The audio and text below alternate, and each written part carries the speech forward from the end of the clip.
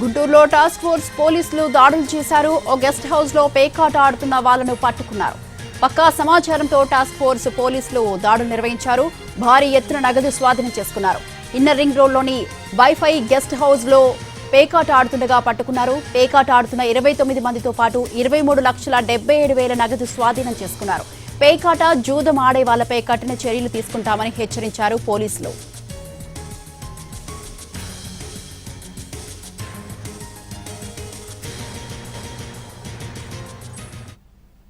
ఆ రైడ్లో భాగంగా సుమారు ఒక 28 మంది వ్యక్తులు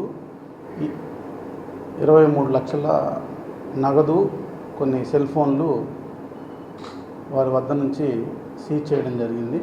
వీళ్ళని ఆర్గనైజింగ్ చేసినటువంటి ఈశ్వర్, అతని అసిస్టెంట్ అయినటువంటి నాగరాజు మరియు ఫనీ అనేటువంటి వ్యక్తులు ఈ